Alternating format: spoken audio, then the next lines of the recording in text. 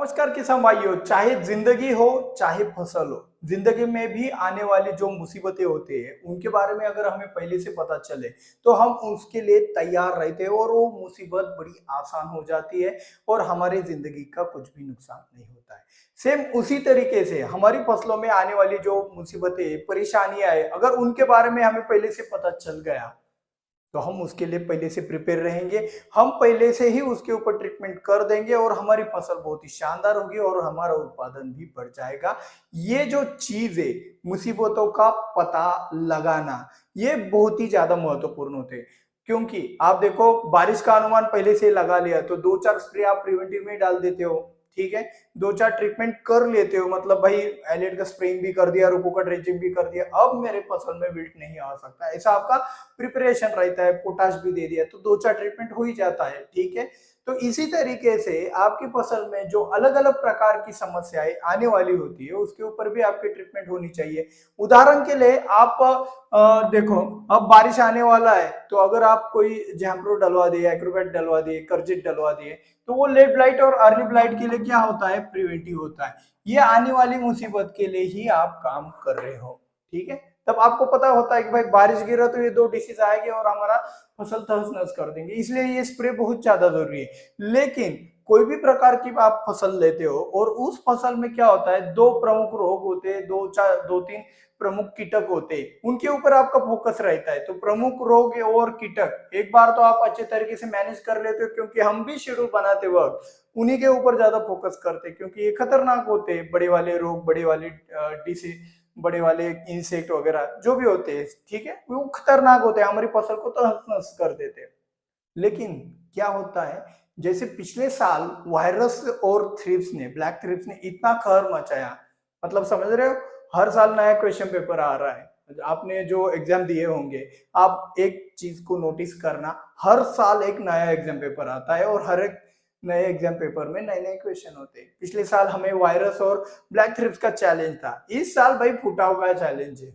तो ये जिसने समय से पहले पहचान लिया, वो मुसीबत आने से पहले उसके ऊपर इलाज कर देता है और उस मुसीबत से बच जाता है। बहुत ही एक साधारण सा काम है, लेकिन हम उसके ऊपर फोकस नहीं करते। हम फोकस करते हैं मेजर डिसीज, मेजर इंसेक्ट, इसके ऊपर हमारा फोकस नहीं रहता है। तो आज के इस वीडियो के अंदर हम यही जानने वाले हैं कि हम जो कंसल्टेंट लोग होते हैं वो किस तरीके से इस चीज को भाप लेते हैं। और बाकी प्लॉट के ऊपर, जो पहला प्लॉट होता है उसमें तो पहचानना थोड़ा मुश्किल होता है, क्योंकि हम भी भगवान नहीं है। तो पहले प्लॉट पे कुछ चीजें दिख जाती है, तो वही जो सिनारियो होता है वो हर एक फसल में, हर एक प्लॉट में कंटिन्यू होता रहता है। मतलब हमारे मराठी में एक कहावत है, जे पिंडी ते ब्रह्मांडी, मतलब जो आपके पास चल रहा है वही सभी के पास चलेगा। ये भी चीज आप ध्यान में रखिएगा। अभी एक कमेंट आया था कि यार शॉर्ट में बताया करो, इतना लंबा चौड़ा वीडियो मत बनाया करो। तो भाई उदाहरण के लिए कोई मिलीबग का वीडियो बनाया है, अगर मैं वो कह दूं कि भाई इतना इतना दवाई डाल दो, और आपने उस लॉजिक को ही नहीं समझा कि भाई किस लॉजिक की वजह से ये मिलीबग आ रहा है, अगर आप उस बेस को ही अगर खत्म नहीं कर पाए, तो वो मिलीबग, वो दवाई जाने के बाद वो बिजनेस किसका होगा, आपका या बेचने वालों का? ठीक है ना, समझ गए। तो इसीलिए हमें क्या करना है, कंपनी वालों को बढ़ावा ना देते हुए किसानों को ये जो चीज है कि भाई इस चीज से ये होता है और हमें इस चीज के ऊपर कार्य करना है। अगर भाई देखो अब क्या हो रहा है, किसानों में पेशेंस खत्म हो रही है। जो आईक्यू लेवल है या फिर जो याद रखने की जो क्षमता है, जिसको मेमोराइज पावर कहते हैं, कंसंट्रेशन होता है, ये जो चीजें ये खत्म होती जा रही। और भाई आपका अगर पेशेंस खत्म हो गया, आपका कंसंट्रेशन खत्म हो गया, आपका मेमोराइज याद रखने का सिस्टम ही खत्म हो गया, तो आप बहुत बड़ी दलदल में फंसने वाले हो। क्योंकि किसानी के अंदर, खेती के अंदर इसके आगे पैसा काम नहीं करने वाला है। मतलब क्या, इससे पहले जो खेती होती थी, जो खाद दवाइयां ला सकता था पैसों से खरीद कर, तो समय पर, वो भी समय पर मजदूर वगैरह, तो उसी का फसल बहुत अच्छे से बच जाता था। लेकिन इसके आगे क्या है, आपकी खुद की दुकान हो, आपके घर के ही मजदूर हो, फिर भी अगर आप अच्छे से दिमाग या लॉजिक नहीं लगाते हो तो आपकी फसल तहस नहस हो जाएगी, पूरा दुकान खाली हो जाएगा, फिर भी फसल अच्छी नहीं दिखने वाली। तो इसीलिए बिना लॉजिक के कुछ भी नहीं करना है। और आते हैं हमारे पॉइंट के ऊपर कि भाई फसल में समस्या आने से पहले खत्म कैसे करना है। ठीक है।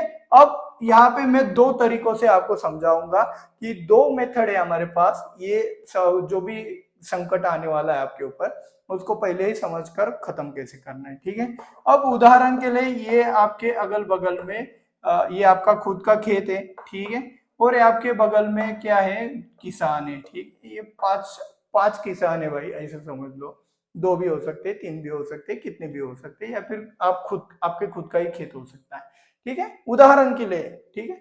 अब क्या है, हवाएं इस डायरेक्शन से आ रही है आपके खेत में, ठीक है। और क्या होता है, यहाँ पे कोई रोग या कीटक लगा है, उदाहरण के लिए चलो यार रेड व्हाइट का अटैक हो गया इधर इस कोने में।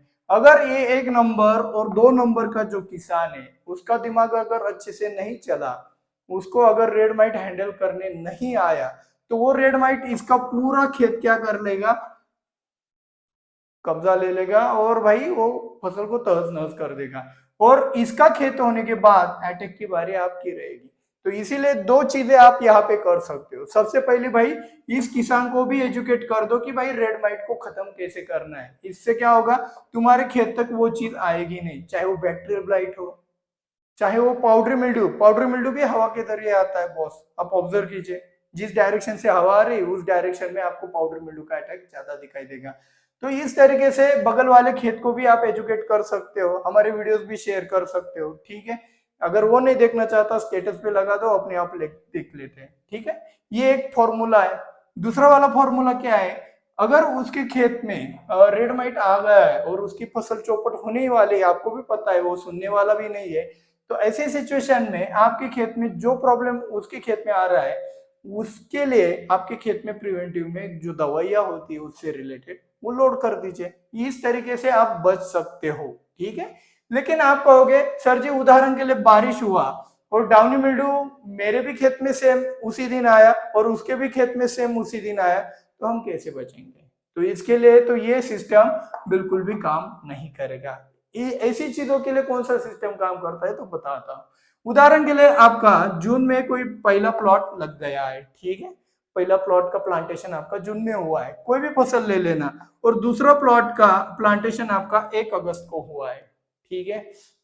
तो क्या होता है, अब उदाहरण लेते कि भाई चलो फुटाव का प्रॉब्लम इस साल बहुत आया है, ठीक है।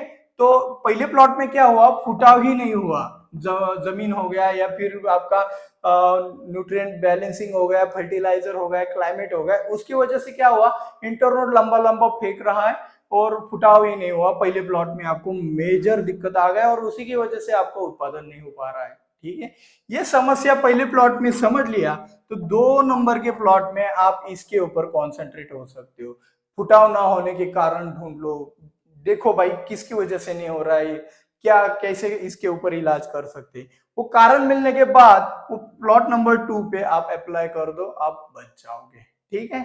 और रही बात डाउनी मिल्ड्यू, उसके भी खेत में से एक ही दिन पे आएगा, मेरे भी खेत में एक दिन पे आएगा, मतलब जिस दिन इन्फेक्शन मेरा होगा उस दिन सभी का होगा।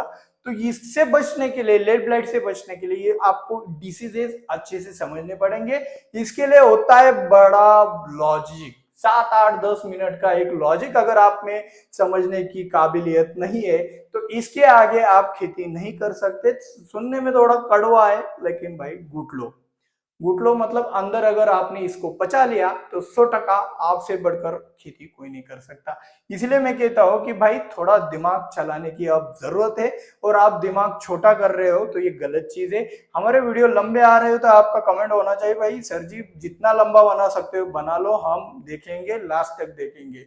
तो अगर आपने लास्ट तक ये वीडियो देखा है तो लास्ट वाला बढ़िया था ऐसा कमेंट कर देना, जिससे बाकियों का पेशेंस लेवल भी बढ़ सके। और वीडियो सचमुच अच्छा लगा हो तो व्हाट्सएप पे स्टेटस जरूर लगाना। मिलते हैं अगले वीडियो में। जय जवान जय किसान।